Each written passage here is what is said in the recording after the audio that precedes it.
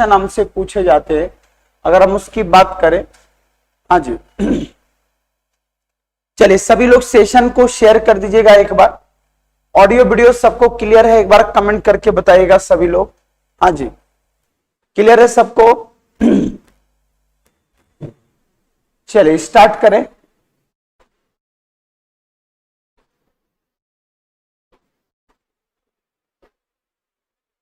हाँ जी, तनु जी सभी को गुड मॉर्निंग, गुड मॉर्निंग। देखिए हम लोग जो आज जो पढ़ने जा रहे हैं इसमें हमने कल आपको एक छोटा सा पॉइंट बताया था और पूरा हमने स्ट्रक्चर बताया था किसके बारे में, फंक्शन किसके, आरबीआई के बारे में। ठीक है, तो आरबीआई का जो फंक्शंस होता है वो क्या क्या होता है उसके बारे में पहले हम नोट कर लें। तो हमने आपको बोला था कि फंक्शन में जो कल हमने पढ़ा था उसमें सबसे मोस्ट हमारे पास इंपॉर्टेंट जो होता है वो मैंने बोला था मॉनेटरी पॉलिसी। और मॉनेटरी पॉलिसी जो होता है कि one of the best policy किसका होता है, आरबीआई का, जिसे मौद्रिक नीति बोला जाता है। और जहां पर नीति अगर आपकी अच्छी होगी वहां पर आपका देखना कि इकोनॉमी सबसे ज्यादा स्ट्रांग होता है। बोला जाता है कि आरबीआई इसको इसलिए लाती है ताकि इकोनॉमी में हमारा क्या बना सके, बैलेंस बना सके। अगर हमारी अर्थव्यवस्था को बैलेंस अगर बनाना हो तो उसके लिए हमारे पास मॉनेटरी पॉलिसी का स्ट्रांग होना जरूरी है। देखिए मौद्रिक नीति का काम क्या होता है कि हमारे इकोनॉमी में जो उठाव पटक होते हैं उनकी स्थिरता को बरकरार रखना। हाँ जी, गुड मॉर्निंग देवराज जी, क्लियर है सब कुछ? चलिए हमने क्या बोला कि जो स्थिरता हमारे इकोनॉमी में होती है उसको क्या करना, बरकरार रखना। और बरकरार रखने का मतलब ये होता है कि जब भी कोई नीति बनाई जाती है तो ये केवल किसके ऊपर काम करता है, कैश फ्लो के ऊपर काम करता है। कैश फ्लो समझते हैं क्या होता है कि आरबीआई जो पैसे छापती है और आरबीआई जो पैसे सर्कुलेट करती है इसका काम दो ही होता है, मार्केट में पैसे को भेजना और मार्केट से पैसे को खींचना। अब खींचने और भेजने में जो दोनों के बीच में होता है वो जो आप आजकल वर्ड सुनते हो ना कि महंगाई बढ़ गया, महंगाई बहुत ज्यादा हो गई, तो एग्जैक्ट ये काम इस पर मॉनेटरी पॉलिसी का ही होता है कि अगर फ्लो किसी का बढ़ जाए, ये घट जाए, तो इसके बेस पर ये सबसे ज्यादा देखा जाता है। क्लियर है सबको? हाँ जी, सेशन को सभी लोग लाइक करते जाइएगा। ठीक है, चलिए आगे की ओर बढ़े। तो हमारे पास ये सारे काम किसके होते हैं, मॉनेटरी पॉलिसी के होते हैं, जिसको हम लोग बोलते हैं मौद्रिक नीति बोलते हैं। और याद रखिए मैंने इनमें कुछ चीजों को मैंने आपको बोला था कि मॉनेटरी पॉलिसी को डायरेक्ट और इनडायरेक्ट इंस्ट्रूमेंट में हम इसको ब्रेक करते हैं। और हमने बोला था कि मॉनेटरी पॉलिसी आरबीआई का दो भागों में विभाजित किया जाता है और इसे आरबीआई का क्या बोला जाता है, इंस्ट्रूमेंट बोला जाता है। और इस इंस्ट्रूमेंट को हमने दो भागों में विभाजित किया था, या इसी को टूल्स बोला जाता है। आरबीआई के टूल्स भी बोले जाते हैं। तो दो तरह का होता है। जब दो तरीके से हम किसी चीज को कंट्रोल करते हैं तो हमारा दो तरह का कंट्रोल होता है। एक होता है क्वालिटेटिव कंट्रोल, क्वालिटेटिव समझते हैं ना, और एक होता है क्वांटिटेटिव। मतलब एक होता क्वालिटेटिव, एक होता क्वांटिटेटिव। मतलब जहां पे क्वालिटी, अगर गुणवत्ता की बात किया जाए तो वहां पर हम किसको मेंटेन करते हैं, क्वालिटी को मेंटेन करते हैं। और जहां पर हमें फ्लो अगर बढ़ाना हो तो वहां पर क्वांटिटेटिव। तो हमारे देश में जो अर्थव्यवस्था होती है वो कहीं ना कहीं आरबीआई क्वालिटेटिव पर भी काम करती है, गुणवत्ता पर भी काम करती है, और जो बल्क में होता है उसके ऊपर भी काम करती है, जिसको हम लोग बोलते हैं क्वांटिटेटिव। क्वांटिटी बोलते नहीं, इसकी क्वांटिटी ज्यादा है तो क्वांटिटी पर भी तो काम करेगा ना, और क्वालिटी पर भी काम करेगा। तो इसीलिए जब हम बात करते हैं इंस्ट्रूमेंट के बारे में तो हमें दो भागों में विभाजित किया जाता है हमारे इंस्ट्रूमेंट को। एक हमने बोला था जिसे प्रत्यक्ष बोलते हैं, डायरेक्ट इंस्ट्रूमेंट। और डायरेक्ट जब हम लोग इंस्ट्रूमेंट की बात करते हैं तो इसे बोला जाता प्रत्यक्ष। और प्रत्यक्ष की बात करते तो मैंने दो चीजों के, इसके अंदर तीन चीजों को मैंने रखा था। एक मैंने रखा था जिसको हम लोग क्या बोलते हैं, रीफाइनेंस फैसिलिटी। और दूसरा मैंने लिखा था यहां पर CRR, और एक मैंने लिखा था SLR, और एक हमारा होता है जिसे हम लोग बोलते हैं इनडायरेक्ट इंस्ट्रूमेंट। और जब हम लोग इनडायरेक्ट इंस्ट्रूमेंट की बात करते हैं तो इनडायरेक्ट इंस्ट्रूमेंट में हम दो चीजों को रखे थे, मतलब अप्रत्यक्ष रूप से। तो सबसे पहला अगर इनडायरेक्ट इंस्ट्रूमेंट की अगर हम बात करें तो इसमें हमारा क्या आता है, एक हमारा होता है रेपो रेट, एक हमारा होता है जिसे हम लोग बोलते हैं रिवर्स रेपो रेट। इसी में हमने बोला था एक हमारा होता है बेस रेट, या इसी को हमने नया नाम दिया था PLR, और इसी का नाम हो चुका अभी MCLR, और मैं बताऊंगा कब से इसको MCLR के नाम से जाना जाता है। तो ये सारी चीजें जो हम लोग पढ़ते हैं आगे चल के हम लोग पढ़ेंगे MSF, ठीक है। तो ये चीजें हमारे पास होता है इनडायरेक्ट इंस्ट्रूमेंट में। हाँ जी, सभी को गुड मॉर्निंग, गुड मॉर्निंग। चलिए आगे की ओर बढ़े। हाँ जी, सभी को नमस्कार और तैयार रहिएगा। और इसमें जो हम सबसे पहला हेरिंग डालिएगा जो हम लोग पढ़ेंगे वो हमारा है डायरेक्ट इंस्ट्रूमेंट का पहला पॉइंट, और वो हमारा है statutory liquidity ratio. Statutory liquidity ratio. हाँ जी, निशा सिंह जी गुड मॉर्निंग, अप्सरा जी गुड मॉर्निंग, देवराज जी सभी को गुड मॉर्निंग, गुड मॉर्निंग। हाँ जी बिल्कुल करेक्ट है। वॉइस आ रही कि नहीं आ रही है? मनोज शर्मा जी वॉइस तो आ रही होगी आप, ठीक है। चलिए आगे की ओर बढ़े हम लोग। तो देखिए एग्जैक्ट हमारा क्या होता है, स्टैच्यूरी लिक्विडिटी रेशियो का मतलब होता है जिसे बोला जाता है वैधानिक तरलता अनुपात। वैधानिक तरलता अनुपात की हम बात करते हैं। अब आप ध्यान से सुनिएगा कि SLR का मतलब होता क्या। एक्चुअल में क्या है कि जब RBI, ध्यान से सुनना पॉइंट को, ये क्यों लाया गया था। मान लो अगर कोई बैंक हमारे यहां आती है तो उसको कुछ ना कुछ डिपॉजिट कहां रखना पड़ता है, बैंक के पास। मतलब बोले तो हमारे देश की सेंट्रल बैंक किसको बोलते हैं, RBI।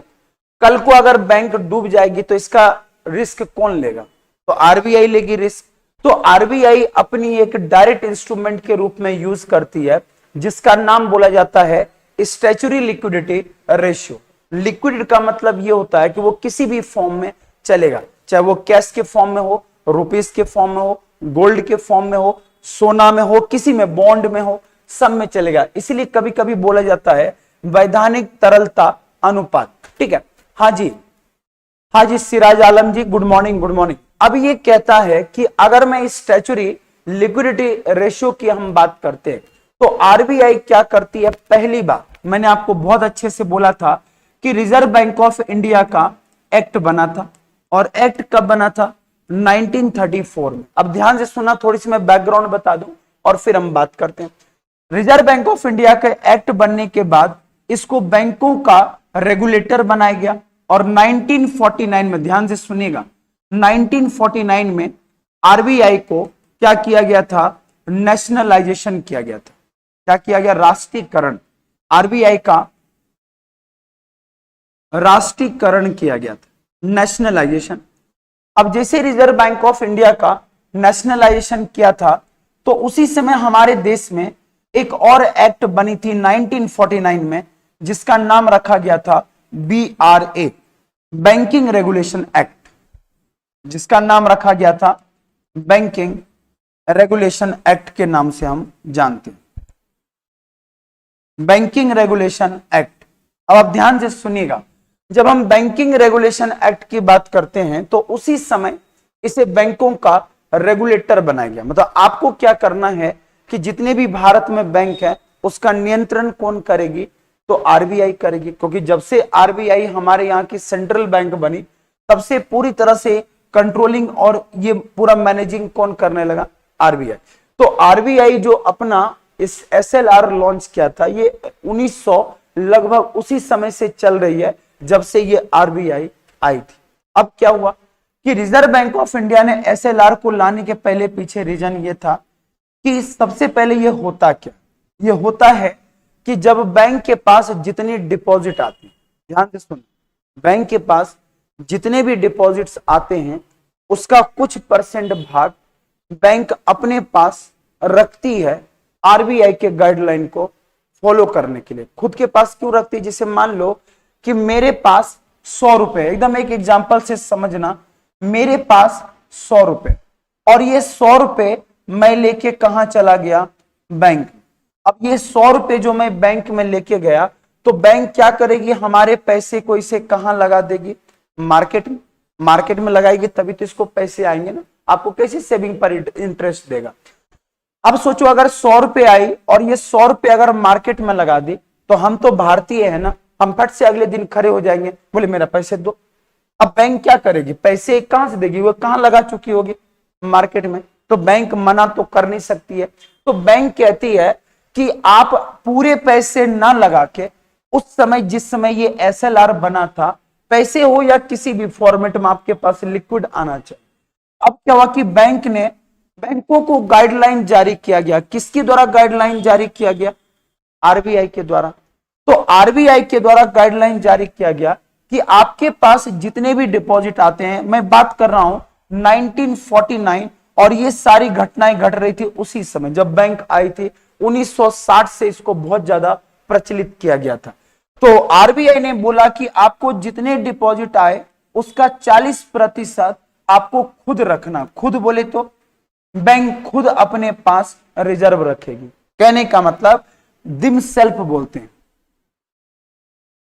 तो आरबीआई का जितना भी आएगा डिपॉजिट इसके पास आएगा, तो आरबीआई के गाइडलाइन के अनुसार बैंक अपने पास 40% रखेगी। उस समय की मैं बात कर रहा हूं जब ये कानून बन के आई थी कि आप बैंक को कल डूब ना जाए तो इसको कैसे रखोगे। तो पता चला कि इस गाइडलाइन के तहत इन्होंने क्या किया, 40% इसका सेट कर दिया। अब आप सोचो 100 रुपए अगर बैंक के पास डिपॉजिट हुआ, ये मान लो ये क्या है? डिपॉजिट।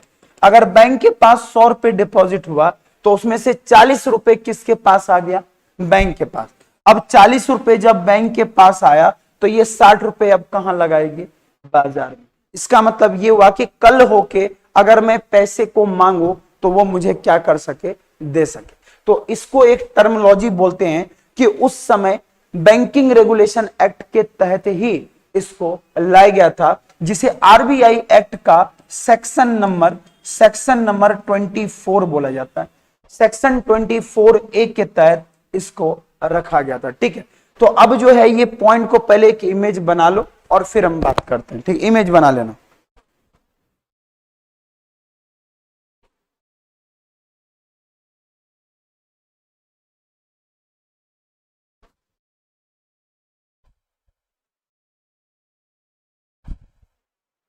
सेक्शन 24(2)A, इसको 2A का नाम दिया जाता है। तो आपसे कभी कभी पूछा जाता है कि आरबीआई के किस सेक्शन के तहत इसको मेंटेन करते हैं। तो मेंटेन क्यों किया जाता है? तो इसका एक वर्ड यूज होता है एनडीटीएल। इसका एक वर्ड यूज होता है एनडीटीएल। एनडीटीएल का मतलब होता है net demand and time liabilities. सही वक्त पर मांग को पूर्ति करना। मैं इधर फुल फॉर्म लिख देता हूं एनडीटीएल का। एनडीटीएल का मतलब होता है net demand and time liabilities. सही समय के मांग को पूरा करना, यह हमारा बोला जाता है। क्लियर है सबको? हाँ जी, अच्छे से सेशन को आप लोग लाइक भी करते जाइएगा। हाँ जी, ये सबसे ज्यादा चर्चे में रहा था। ठीक है, 1969। देखो ये एक्चुअल में चर्चे में कब रहा था, तो अगर किसी को लिखना कि एसएलआर कब आया था, जब से बनी तब से आया था, लेकिन 1969 में इसके रेट को फिक्स किया गया और वो 40% एसएलआर का ये रखा गया था। कितना परसेंट? 40%। ठीक है, क्लियर है? अच्छे से इसको नोट करते जाना और इसी के बेस पर ये हमारा पूरा आता है। चलिए आगे की ओर बढ़े। अब क्या हुआ कि जैसे ये यहां पर ये काम करना शुरू कर दी, तो ये net demand and time liabilities के थ्रू इसको ये मेंटेन करना शुरू कर दिया। अब चलो आगे बढ़े हम लोग। अब मैं बात करता हूं कि अब देखो हुआ क्या था। मेन जो घटनाएं हमको पढ़ने हैं कि एसएलआर, जब एसएलआर हमारे बीच में आई तो इसका जो लिमिट था वो कितना था? 40%। अब आप सोचो अगर 100 रुपए में से ₹40 अगर इसको खुद के पास रखना ही पड़ गया तो बैंक कभी तरक्की करेगी क्या? नहीं करेगी। तो पहले इसका डेफिनेशन लिख लेते हैं कि एसएलआर का मतलब क्या होता है। एसएलआर का मतलब क्या होता है कि जब बैंक अपने डिपॉजिट का कुछ परसेंट भाग खुद के पास रिजर्व रखती है, किसको मेंटेन करने के लिए? एनडीटीएल को। तो उस रेट को हम लोग क्या बोलते हैं? रेशियो को एसएलआर। तो ये बोला था द बैंक एसएलआर, ऐसे लिखना, SLR is the ratio at which commercial bank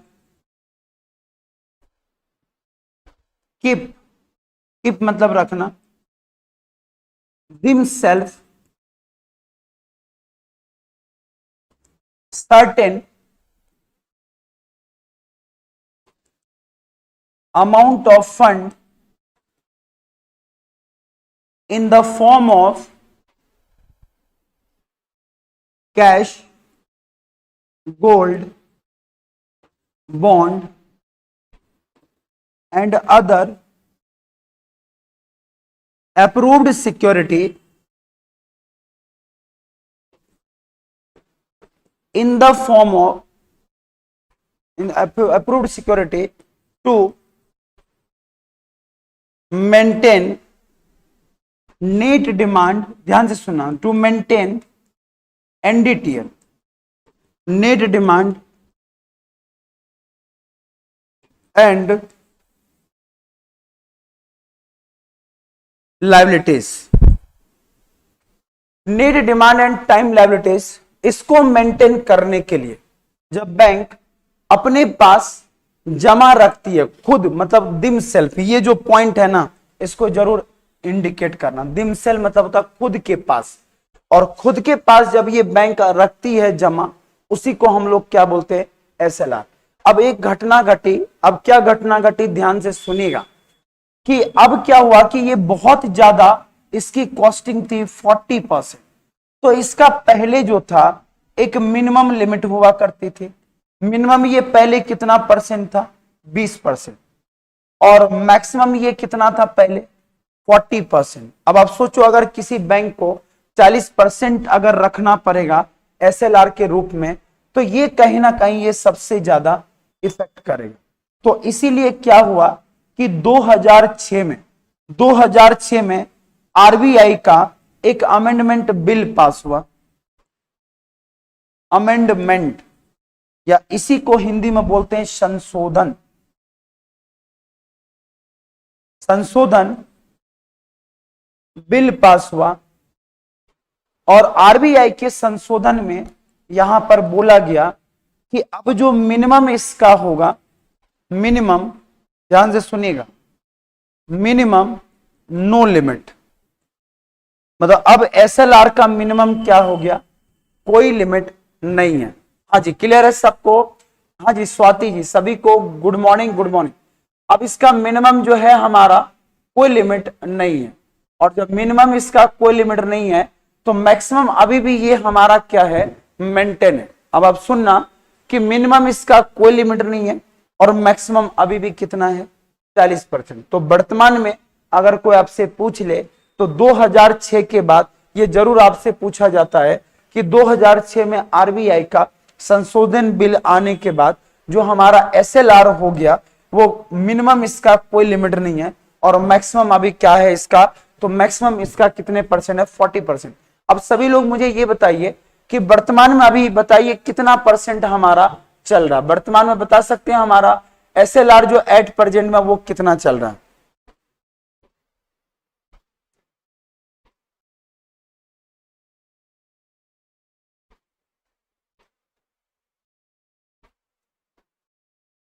हाँ जी,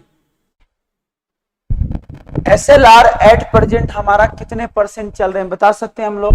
तो सुनिएगा, तो अब हमारा एसएलआर जो चल रहा, ध्यान से सुनना कि सबसे पहली बात है एसएलआर कहता है अब हमारा मिनिमम क्या हो गया? No limit. और जब कोई लिमिट नहीं है तो अभी वर्तमान में हमारा 18% जो है ये हमारा एसएलआर चल रहा है। और मैक्सिमम अभी भी कितना लिमिट है भाई साहब, तो 40% अभी भी इसका मैक्सिमम लिमिट है। ठीक है, तो इसको आप एक बार जरूर नोट कर लीजिएगा। तो आपसे पूछा जाएगा, तो अगर जून की अगर हम बात करें तो जून के अनुसार अभी जो है हमारा 2022 के अनुसार मिनिमम हमारा है नो लिमिट, और वर्तमान में जो अभी चल रहा वो कितना है 18%। अब आप सोचो कि अगर मिनिमम लिमिट नहीं हटाया जाता तो क्या हाल होता हमारा, मतलब बैंक पैसे लगाएगी तभी तो आपको फायदा पहुंचाएगी। तो इसलिए ये सबसे ज्यादा एसएलआर चर्चे में। क्लियर है सबको? तो एसएलआर आपका सबसे ज्यादा अभी चर्चे में, बिल्कुल आप लोग याद रखिएगा। डन? हाँ जी, आ गए समझ में? हाँ जी, सद्दाम हुसैन जी सभी को गुड मॉर्निंग, गुड मॉर्निंग। चलो, तो अब मैंने आपको यहां पर पूरा बता दिया। अब एक छोटा सा इसका एग्जांपल समझ लो, जो अभी हमने बताया ना वही काम हुआ है। जैसे मान लो एक व्यक्ति है जिसने 1000 रुपए लेके आया, कहां आया? बैंक के पास। अब बैंक ने इसमें से क्या किया, 200 रुपए यहां पर क्या कर दिया, लगाया, और 800 रुपए इसको बैलेंस खुद के पास रखना पड़ा। तो एट प्रेजेंट की अगर हम बात करें तो अगर कोई व्यक्ति 1000 रुपए मान लो डिपॉजिट करता बैंक में, तो बैंक बताओ इसका आज के अनुसार कितने रुपए इसको रखना पड़ेगा? तो 180 रुपए रखना पड़ेगा, क्योंकि 18% की अगर हम बात करें तो 180 रुपए हुआ।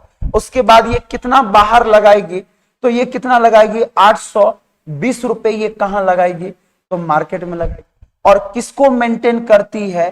तो एनडीटीएल। ये शब्द जरूर याद रखना कि 1000 में से 180 रुपए इसको रखेगी और 820 रुपए लगाएगी। लेकिन ये फॉर्म कुछ भी चलेगा, कैश में चलेगा, गोल्ड में चलेगा, बॉन्ड में चलेगा, कोई जरूरी नहीं कि यही रुपया होना चाहिए। अगर इस रुपये के हिसाब से अगर इसके पास सोना है तो पूरे 1000 रुपए लगा सकती है। लेकिन इकलौती केवल यही नहीं बचा हुआ है, इसके अनुसार बहुत कुछ बचा हुआ है। तभी तो यहां पर बोला कि अगर ये 20% हमारा रेट है तो उसमें से 200 रुपए इसको रखना पड़ेगा, और यहां पर बैलेंस इसके पास कितना बचेगा 800 रुपए मार्केट में लगाने के लिए। तो मैंने यहां पर इसको क्या कर दिया, बैलेंस मतलब ये कहां लगाएगी, तो 820 रुपए मैंने ये मार्केट बना दिया जहां पर ये जाके लगाएगी। क्लियर है सबको? तो इसके अनुसार इन्होंने क्या किया, इसको समझाया। तो बिल्कुल याद रखना, जो चीजें आपको बताया जा रहा उसको ध्यान से अगर एक बार पढ़ लोगे तो कभी दिक्कत नहीं आएगा। सभी लोग बताइए, याद आ गया, समझ में आ गया सबको? हाँ जी, हाँ जी बताइए, क्लियर है सबको? एक बार सेशन को लाइक भी करते जाएगा। एग्जाम्पल मैंने बता दिया है, और अगर कोई शॉर्टकट लेना चाहते तो मैं बता देता हूं। देखो यहां पर कौन है? बैंक। ध्यान से सुनो, मैंने बना दिया यहां पर कौन है? बैंक। और यहां पर कौन है भाई साहब? आरबीआई। यहां पर कौन है? आरबीआई। और यहां पर कौन है? मार्केट। मैं और फोटो अच्छे से बना देता हूं। और यहां पर कौन है? कस्टमर। यहां पर कौन है? कस्टमर। अब कस्टमर के पास पैसे आए तो इसने किसको डिपॉजिट कर दिया? बैंक को। अब बैंक को मान लो इस कस्टमर ने 100 रुपए लेके गया, कहां डिपॉजिट करने? बैंक के पास। अब बैंक का काम होगा, ये बैंक किससे कनेक्ट होती है? मार्केट से कनेक्ट होती है। तो ये 100 रुपए जो है पूरा नहीं लगाएगी, इनमें से इसको क्या मेंटेन करना पड़ेगा? एसएलआर। और एसएलआर किसके गाइडलाइन के अकॉर्डिंग होगा? आरबीआई के अकॉर्डिंग होगा, जो क्या मेंटेन करवाती है? एनडीटीएल। अब एसएलआर अभी मान लो कितना चल रहा है? 18%। तो यहां पर 100 रुपए का 18 रुपए कहां जमा करके आएगी? एसएलआर के रूप में। लेकिन एसएलआर बैंक क्या करती है? खुद मेंटेन करती है, और उसके बाद जो पैसे इसके पास बचे होंगे उस पैसे कहां लगाएंगे? मार्केट। तो ये जो फोटो हमने बनाया ये किसका बना दिया? एसएलआर।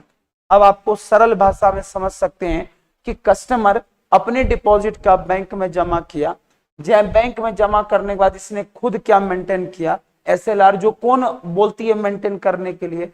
आरबीआई। किसको मेंटेन करती है? एनडीटीएल को, net demand and time liability score. यहीं से इसका शुरुआत होता है। चलिए, क्लियर है? चलो आगे की ओर बढ़ते। फोटो बनाना ये बना लो, क्योंकि एक सरल भाषा में, और हमने एक फोटो बना दिया।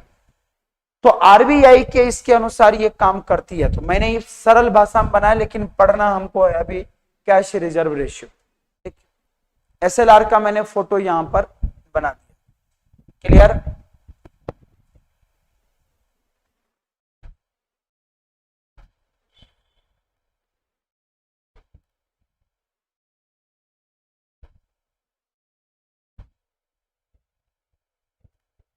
हो गए?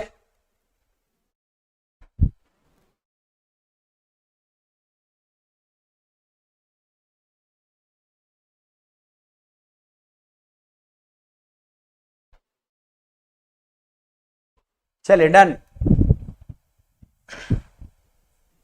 अब सुनो, अब जो हमें पढ़ना वो हमारा क्या है, कैश रिजर्व रेशियो। देखो भाई साहब, ये भी जब आए थे, ये भी उस समय 1969, सबसे पहले इसे आरबीआई का क्या बोला जाता है, डायरेक्ट इंस्ट्रूमेंट। अगर कभी पूछ ले आरबीआई का इसे क्या बोला जाता है, डायरेक्ट इंस्ट्रूमेंट बोलते हैं, इसे बोला जाता है डायरेक्ट इंस्ट्रूमेंट।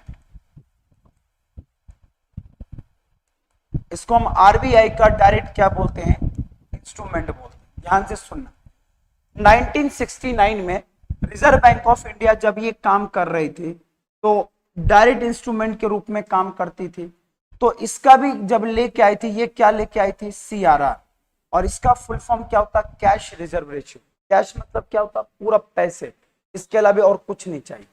तो इसका भी कॉन्सेप्ट उसी समय से ये चलता आया। हालांकि रिजर्व बैंक ऑफ इंडिया जो 1949 है उसी के अंडर में ये लाती है, लेकिन सिंस अगर पूछा जाए कि कब से ये चर्चे में, तो 1969 से ही ये बहुत ज्यादा चर्चे में रहता। सीआरआर का मतलब होता है कैश रिजर्व रेशियो। लोग बहुत बड़े डेफिनेशन पढ़ के जाते हैं, और जिनका भी आईबीपीएस का इंटरव्यू होने वाला है तो मान लो 2-3 क्वेश्चन उठा के फेंकते हैं बहुत भयंकर रूप से। और सरल भाषा में क्या होता है, ध्यान से सुनिएगा। मैं पहले यहां पर फोटो बना देता हूं, पहले फोटो को बना लेना, फिर हम बात करते हैं। जैसे मान लीजिए यहां पर ये बैंक, ठीक है, और बैंक अपना पैसे कहां लगाती है, मार्केट में लगाती है, मतलब बाजार में। उसके बाद बैंक जब पैसे लगाती है तो इसके पास पैसे आते कहां होंगे, कस्टमर के जरिए आते होंगे या कंपनी के जरिए। एक कस्टमर ने अपना डिपॉजिट लेके कहां गया, बैंक गया। पहले एग्जांपल समझना अच्छे से। इसने 100 रुपए यहां पर लेके गया। अब ये 100 रुपए में यहां जमा किया, तो बैंक कभी भी 100 रुपए यहां इन्वेस्ट नहीं करेगी। तो इसको क्या करना पड़ेगा, कस्टमर का पैसे को सीआरआर मेंटेन करेगी, और सीआरआर मेंटेन करेगी किसके गाइडलाइन के अकॉर्डिंग, तो आरबीआई के गाइडलाइन के अकॉर्डिंग। और इसको मेंटेन क्या किया जाएगा, तो एनडीटीएल, और इसका मैंने फुल फॉर्म ऑलरेडी बता दिया है, जिसको बोलते हैं net demand and time liability. Net demand and time liability बोलते हैं हम इसको, net demand and time liabilities. इसको मेंटेन करने के लिए ये काम करती है। अब बैंक क्या करेगी, अपना जब ये सीआरआर मेंटेन करेगी तो कैश रिजर्व रेशियो ये किसके फॉर्म में होगा, केवल कैश के फॉर्म में होगा। अब अभी मान लो कैश, अभी मान लो जैसे कितना परसेंट चल रहा है, तो 4% मान लीजिए अभी हमारा क्या चल रहा है, सीआरआर चल रहा है। तो 100 रुपए का 4 रुपए किसके पास रखना पड़ेगा, आरबीआई के पास। अब किसके पास जाएगा, आरबीआई के पास, और उनमें से जो 96 रुपए वो इधर लेके आएगा। क्लियर है? तो सबसे पहले अगर आप इसको अच्छे से नोट करते हो, अभी बताइए एसएलआर कितना चल रहा है। मैंने जस्ट एग्जांपल दिया है, एट प्रेजेंट में अगर हमारा सीआरआर की बात कहा जाए तो सीआरआर मेरा कितने परसेंट है। अगर सीआरआर की अगर हम बात करें तो एट प्रेजेंट जो हमारा सीआरआर है वो 4.5% है। ठीक है, सीआरआर कितने परसेंट है, तो 4.5% हमारा सीआरआर है।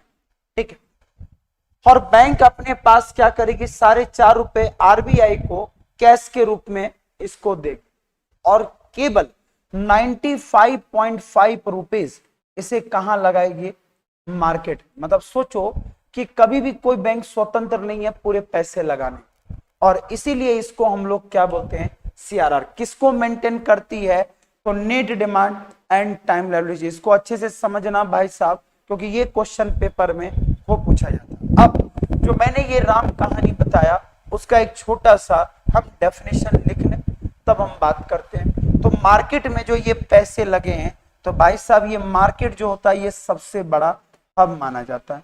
अब सुनो, इसका भी सीआरआर का मैक्सिमम लिमिट होता था, और मैक्सिमम इसका लिमिट कितना था उस समय, इसका लिमिट था 15% इसका मैक्सिमम था, और मिनिमम इसका कितना लिमिट था, तो मिनिमम इसका था 3%। अब सोचो कि 1969 के समय में 40% एसएलआर और 15% क्या था, सीआरआर।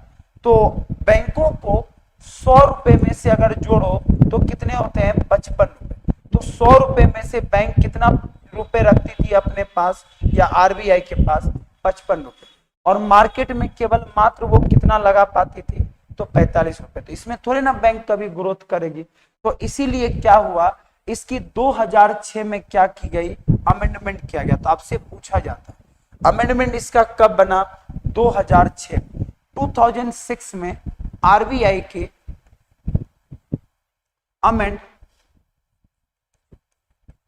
अमेंडमेंट बिल पास किया गया, और इस अमेंडमेंट में क्या हुआ, जो इसका मिनिमम है अब क्या हो गया, no limit.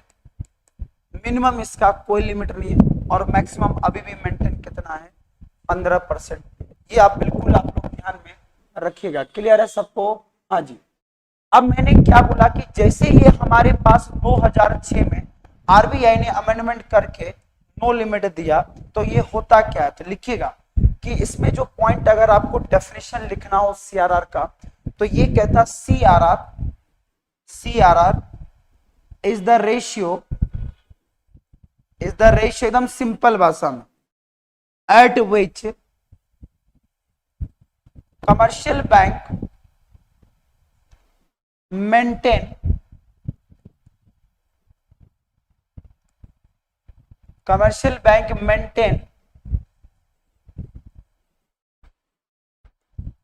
some certain amount of fund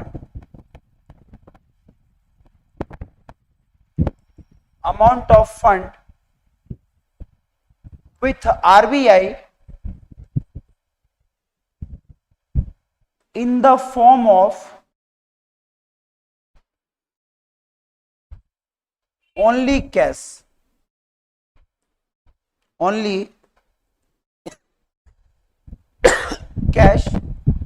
to maintain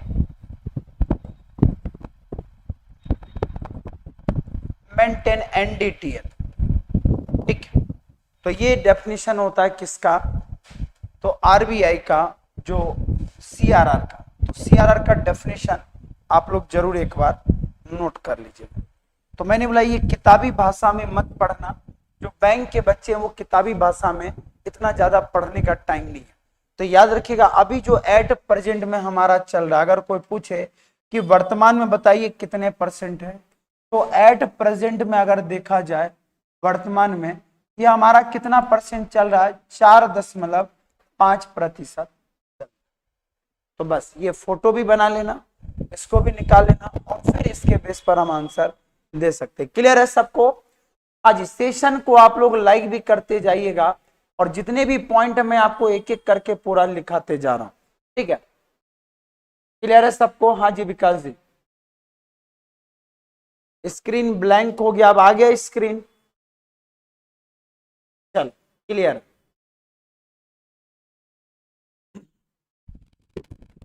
चलिए आगे बढ़े, कर लिए नोट। तो सिंपल सरल भाषा में अगर आप समझना तो समझो, ये डिपॉजिट किसके द्वारा गया, कस्टमर के द्वारा।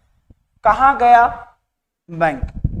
सीआरआर मान लो कितने परसेंट है, 5%। तो 5% क्या मेंटेन किया जाएगा, सीआरआर। और इसने $1000 अगर रखा है, उसमें से $50 कहां पर आ जाएगा, आरबीआई के पास। अब आरबीआई क्या करेगी, इसको मेंटेन करेगी। तो ये भी फोटो आपका किसका है, तो सीआरआर का। तो याद रखना, सिंपल सी भाषा में, अगर किसी व्यक्ति के द्वारा कोई डिपॉजिट किया जाता है, तो उस डिपॉजिट का कुछ प्रतिशत भाग हम कमर्शियल बैंक में रखते हैं। और अभी मान लो सीआरआर अपना जो चल रहा है वो कितना चल रहा है, 4.5%, और 4.5% है तो ये $4.45 जो है ये क्या करेगा, मेंटेन। इसको बोलते हैं कैश रिजर्व रेशियो। ये बहुत कम लोगों को पता होता है क्योंकि इतना डीप में हम पढ़ते नहीं, और इंटरव्यू का सबसे फेमस क्वेश्चन हमारा यही होता है।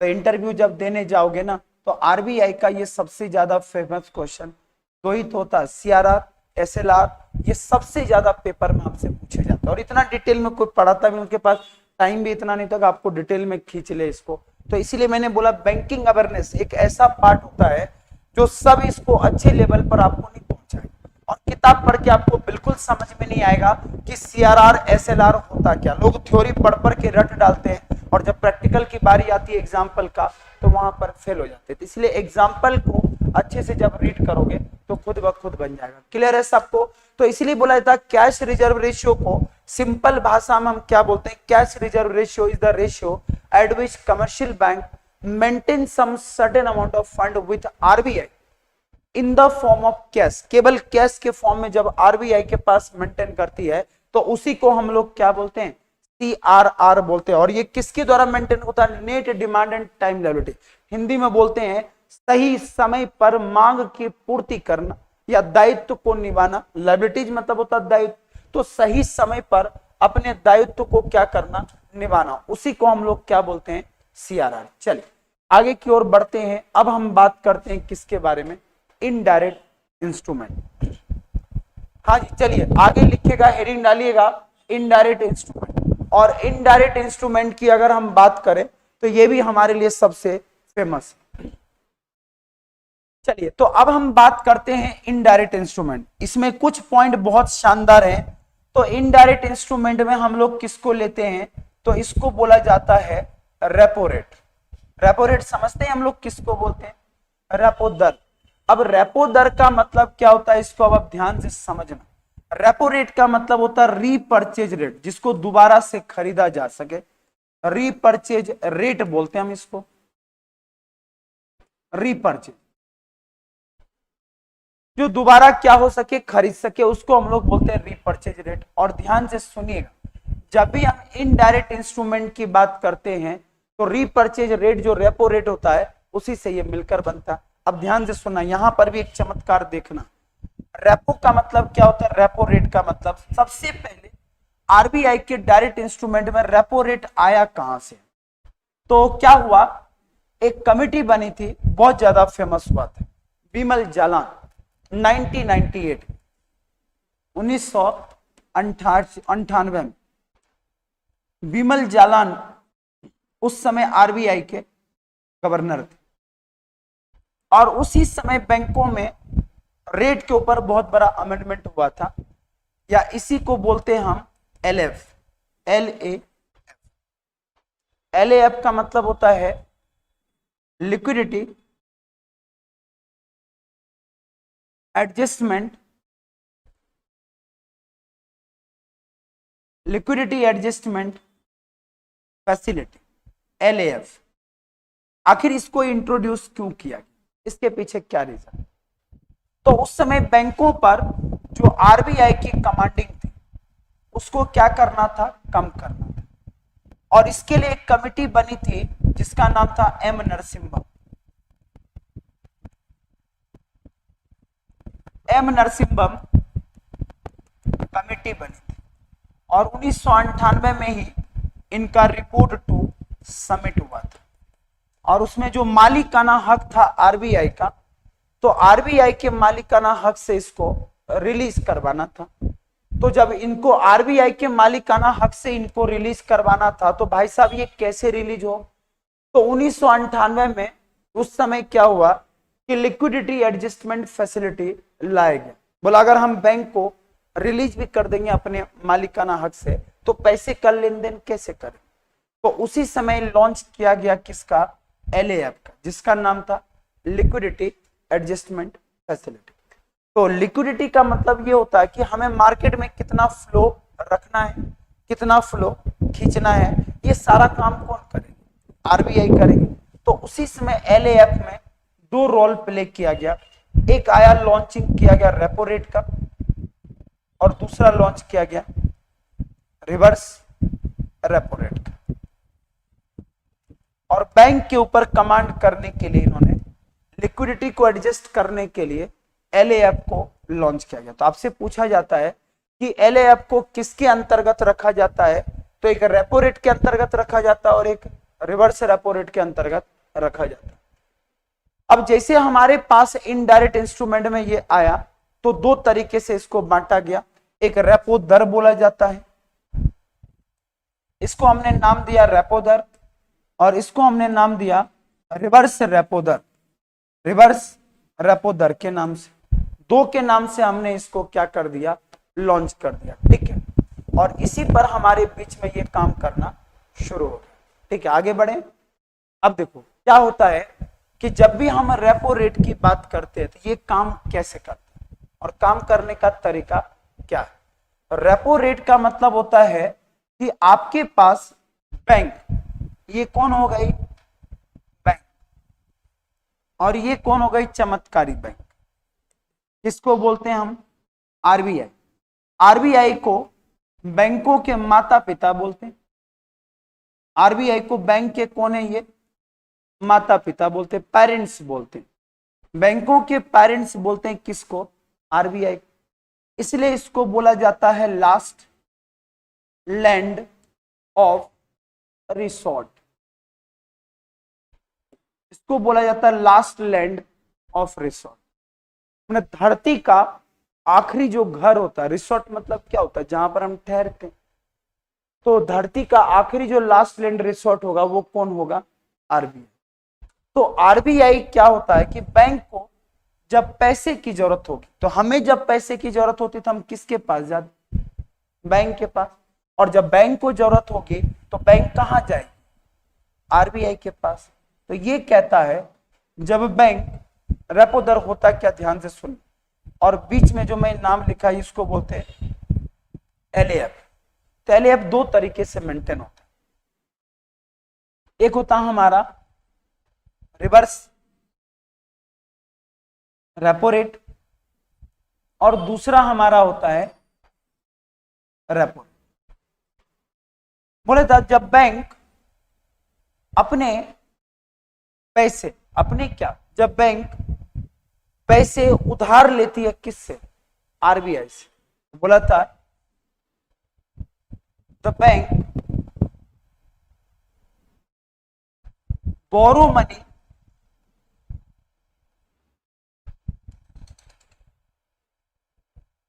फ्रॉम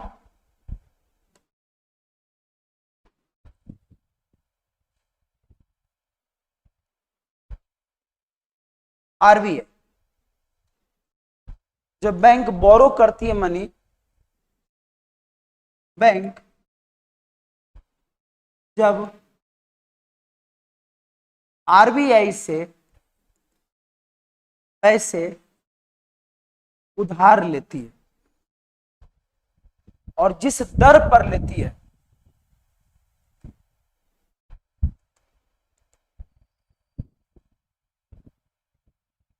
यहां पर आगे लगा देना, जिस दर पर, जिस दर पर बैंक जब आरबीआई से पैसे उधार लेती है, का rate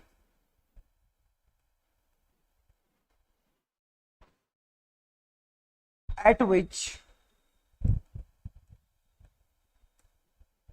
bank borrow money from RBI, जिस दर पर बैंक पैसे आरबीआई से उधार लेती है उसे हम क्या बोलते हैं, रेपो रेट। लेकिन उधार लेने का इसका पर्पस होता है केवल शॉर्ट टर्म। बोला जाता है जब कम अवधि के लिए बैंक आरबीआई से पैसे उधार लेती है उस दर को हम क्या बोलते हैं, रेपो दर। और जब रिवर्स रेपो दर की बात होगी तो इसका उल्टा, व्हेन आरबीआई बोरो मनी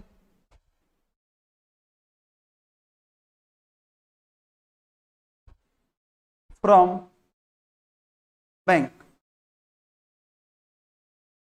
जब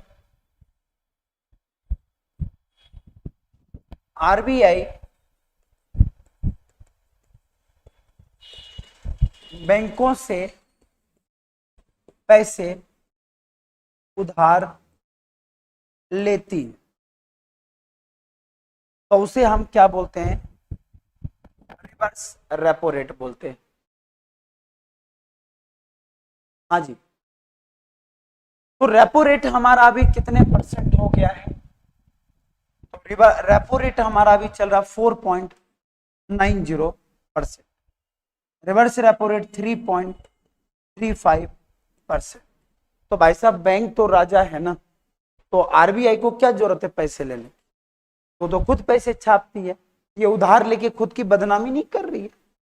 मतलब अगर हलवाई कहे कि मैं भूखा हूं तो कोई मानेगा? कोई मेस वाले मालिक को बोले कि तुम खाना खिला रहे, बोले यार मैं तो 3 दिन से खाना नहीं खा, बोला हो ही नहीं सकता, तुम तो खुद खाना लोगों को खिलाते। तो इसका मतलब ये होता है कि आरबीआई क्या करती है, जिस तरह से हमारे पास पैसे ज्यादा होते हैं तो हम डिपॉजिट किसको करते हैं? बैंक को करते हैं। और बैंक के पास ज्यादा पैसे होगा तो वो किसको देगी? आरबीआई। अगर हमें पैसे रखने पर इंटरेस्ट मिलते हैं तो बताओ बैंक को इंटरेस्ट देगी कि नहीं देगी? तो ये अपने पैसे को क्या करती है आरबीआई के पास? पार्क करती है। पार्क समझते हैं ना? पार्क मतलब क्या होता है? आज मैं गाड़ी पार्क कर रहा हूं, क्या 20 साल के लिए पार्क कर देंगे? बोलेंगे ना भैया 10 रुपए पर डे लगेगा, आप जितने दिन बाद आओ तो उसका रेंट लगता है। तो जितने दिन तक बैंक आरबीआई में पैसे पार्क करती है तो आरबीआई उसको क्या देती है? इंटरेस्ट देती है। तो जिस दर पर आरबीआई बैंकों से उधार लेती है, जहां पर इंटरेस्ट मतलब तो इंटरेस्ट होना तो वो उधारी तो कहलाता है ना, तो उसको हम लोग क्या बोलते हैं? Reverse repo rate. क्लियर है सबको? हाँ जी, कमेंट में सभी लोग करके बताइए क्लियर है सबको? तो जिस दर पर आरबीआई बैंकों से पैसे मतलब क्या करती है? उधार लेती है। जिस दर पर आरबीआई बैंकों से पैसे उधार लेती है उसको हम लोग क्या बोलते हैं? रिवर्स रेपो दर। और जिस दर पर बैंक आरबीआई से पैसे उधार लेती है उसको हम लोग बोलते हैं रेपो दर। तो अभी एट प्रेजेंट में कितना चल रहा है? 4.90 और रिवर्स रेपो रेट कितना चल रहा है? 3.35। तो एलएएफ जो होता है लिक्विडिटी एडजस्टमेंट फैसिलिटी, वो यहीं से हमारा कंट्रोल होता है। हाँ जी, किसी को कोई दिक्कत? तो सारे चीज मैंने आपको इसको लिए तैयार कर दिया। हाँ जी, एलएएफ भी। एलएएफ का मतलब होता है तनु liquidity adjustment facility. Liquidity adjustment facility का मतलब क्या होता है कि आपके पास किसी चीज को बैलेंस बनाना। आरबीआई अपने पैसे को फ्लो 2 तरीके से करती है, एक एलएएफ के जरिए करती है मतलब रेपो रेट के जरिए करती है, और एक रिवर्स रेपो रेट के जरिए करती है। जैसे अभी मार्केट में पैसे अगर सर्कुलेशन बढ़ जाए तो किस रेट में चेंज होगा? तो वो रेपो दर में चेंज होगा। महंगाई अगर मार्केट में ज्यादा बढ़ जाए तो क्या बढ़ा दिया जाएगा? रेपो दर। अभी देखा होगा आपने कि बैंकों के इंटरेस्ट रेट बढ़ गए क्यों? क्योंकि पैसे मार्केट में ज्यादा हो गए, अब उसे क्या करती है? खींचना चाहती है, इसीलिए हम इसको लेके चलते हैं। हाँ जी, क्लियर है सबको? तो बिल्कुल आप लोग इसको अच्छे से सेशन को लाइक भी करते जाइएगा और इसी के बेस पर हमको समझना भी है। अब किसी को कोई दिक्कत? तो हमने ये बता दिया रेपो रेट और ये है हमारा रिवर्स रेपो रेट। कोई दिक्कत? तो शॉर्ट टर्म पर्पस मतलब होता है 90 डेज, 90 दिन के लिए पैसे उधार लेती, इससे ज्यादा दिन के लिए पैसे ये उधार नहीं ले सकती। हाँ जी, क्लियर है प्रकाश जी? हाँ जी, क्लियर है? और इसी पर हमारा जो है काम करता है बैंक। तो यही हमारा पूरा जो है कॉन्सेप्ट को माइंड में सेट रखना। अब कैसा भी क्वेश्चन आएगा हम इसको बना सकते हैं। हाँ जी, तो कभी कभी जब बैंक की बारे में बात करते हैं तो इन्फ्लेशन किसके द्वारा कंट्रोल होता है? तो महंगाई जो है इन्फ्लेशन वो किसके द्वारा कंट्रोल होता है? तो रेपो दर से ही कंट्रोल होता है। बस इतना ध्यान रखना। मतलब जिस दर पर बैंक आरबीआई से पैसे उधार लेती है उसे हम रेपो दर बोलते हैं। जिस दर पर बैंक आरबीआई बैंकों से पैसे उधार लेती है उसे हम रिवर्स रेपो दर। बस खत्म, ये हमारा कॉन्सेप्ट हो गया। हाँ जी निशा जी, क्या हो गया? दिमाग के धुएं उड़ गए? कोई बात नहीं, दही बन गया तो उसको गर्मी है, छान छून के पी लीजिए उसको, ठीक है। दही तो अभी फायदेमंद होता है, अभी दही से तो कोई टेंशन ही नहीं लेना आपने, दही तो गर्मी के लिए रामबाण इलाज होता है, ठीक है। तो अच्छे से पढ़िए, क्योंकि देखो कोई भी लॉजिक को पढ़ने के लिए हमें अच्छे से पढ़ना जरूरी है। चलिए, तो आज का सेशन कैसा लगा बिल्कुल बताइएगा। तो आज हम लोग इतना ही रहने देते हैं, और एक एक डेटा को आप अच्छे से माइंड में सेट करते जाइएगा, और इसी के बेस पर हमको पूरा पढ़ना, ठीक है। तो आज हम इतना ही रहने देते हैं, मिलते हैं नेक्स्ट क्लास में। जय हिंद, जय भारत। क्लियर है सबको? हाँ जी, बहुत बहुत धन्यवाद। आप इसी तरह डेली आते रहिए और मस्त पढ़ते रहिए। बाकी हम आपके आरआरबी पीओ के प्री होते होते मैं मेंस की तैयारी करा दूंगा, क्योंकि लोग यहाँ क्या करते हैं बेचारे, प्री के चक्कर में रहते हैं और मेंस में उनके दिमाग के धुएं उड़ जाते हैं। इसलिए पहले से ही मैं प्लान आपको लेके चल रहा हूँ, और फिर अंत समय जैसे मेंस का डेट आएगा पूरा हम लोग रैपिड फायर खेल लेंगे, क्योंकि बेसिक तो हमने पूरा एक एक करके आपको पढ़ा दिया। क्लियर है सबको? चलिए, तो आज हम लोग इतना ही रहने देते हैं, मिलते हैं नेक्स्ट क्लास में। जय हिंद। जब आज का सेशन कैसा लगा कमेंट जरूर किया करिए सभी लोग, ठीक है। धन्यवाद।